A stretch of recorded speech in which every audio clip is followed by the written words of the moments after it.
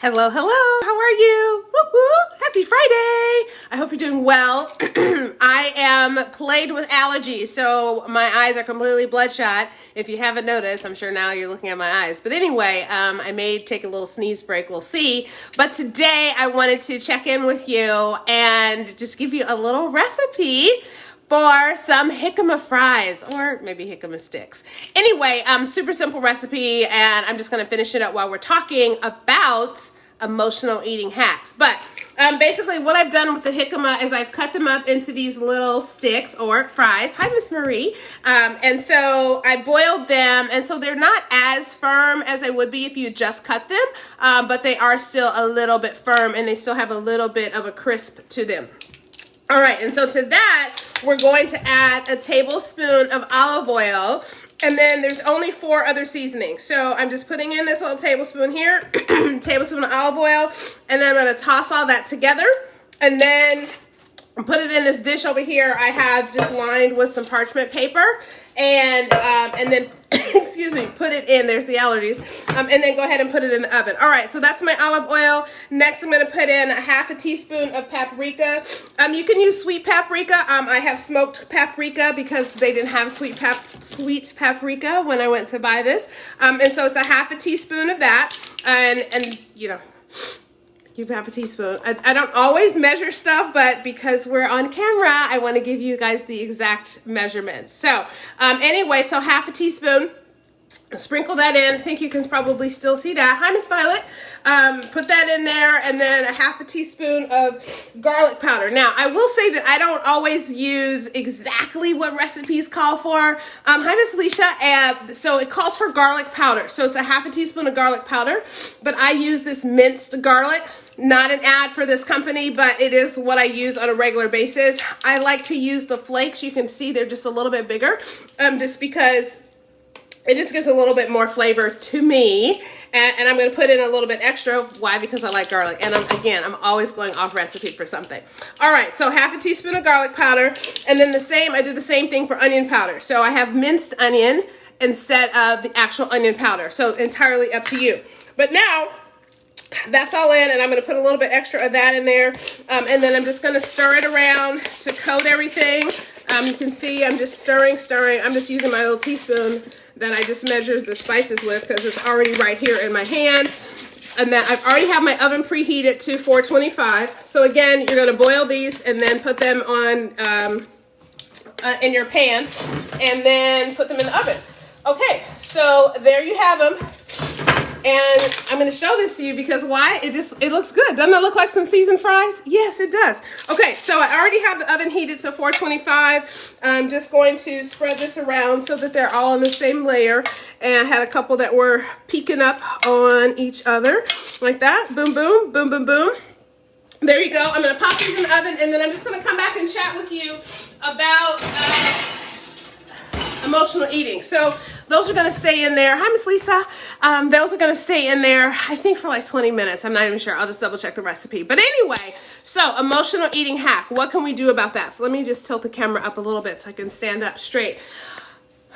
Emotional eating is something that's near and dear to my heart because I find that, you know, I'm human. I have emotions, and I'm human. I eat. So emotional eating, why not?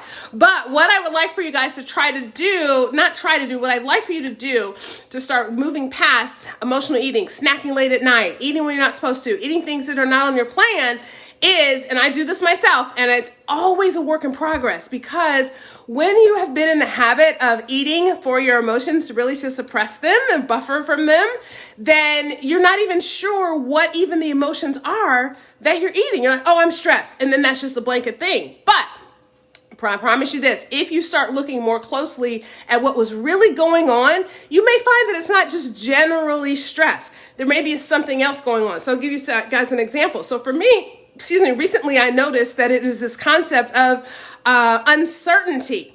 And I couldn't figure it out. I'm like, why the peanuts? Why am I eating so many peanuts right now? Why every day am I wanting to eat a massive quantity of peanuts? And I couldn't think of the emotion before I was eating the peanuts.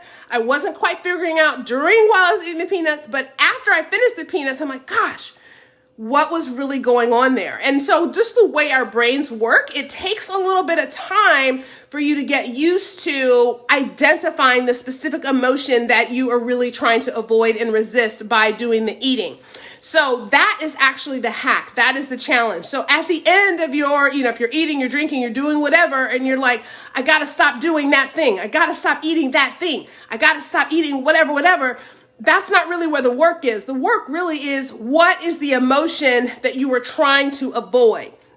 I'm going to say that again. Hi, Miss Florence. Hey, Miss Kara. Hey, Sean. What is the emotion that you're trying to avoid by eating the thing or drinking the thing or whatever? So when you have finished that and your brain is kind of relaxed, you're not feeling all crazed, like I've got to have the ice cream, I've got to have all the peanuts, then you can say, gosh, what was happening? And so for me recently, that ended up being uncertainty. Like, wow, I was uncomfortable with feeling uncertain about a whole bunch of things I have going on in my life right now, which it sounds really dramatic. It's not that dramatic. I'm just trying to sell a house. So I'm like, all right, why am I uncertain? Well, because there's so many things that I don't know. I've never sold a house before. I've never gone through this process before. So it's actually human that I was feeling uncertain. But because as a human, I've had this habit of maybe eating to suppress an emotion or to help myself feel better is really more the activity that's been going on. When some new emotion, some new challenge comes up, my brain is like, oh, we've got to feel better. What do? We eat. So now the question is, so you've eaten the peanuts, the ice cream, the wine, whatever it is, you finish that, you're like, gosh, what was really going on? Now that I feel calm, what was really going on for me then? And then what you want to ask yourself for the next time is, can I be okay with feeling uncertainty? Is that okay with me? Am I okay with being, is there something wrong with being uncertain? No.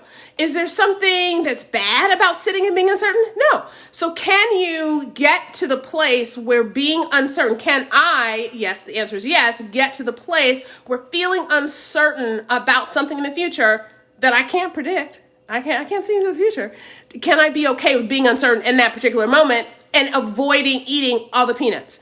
So again, it's not, I got to stop eating peanuts, no peanuts, because that's just pressure. And when we try to restrict ourselves, at some point that's going to explode and then we're going to eat all the peanuts.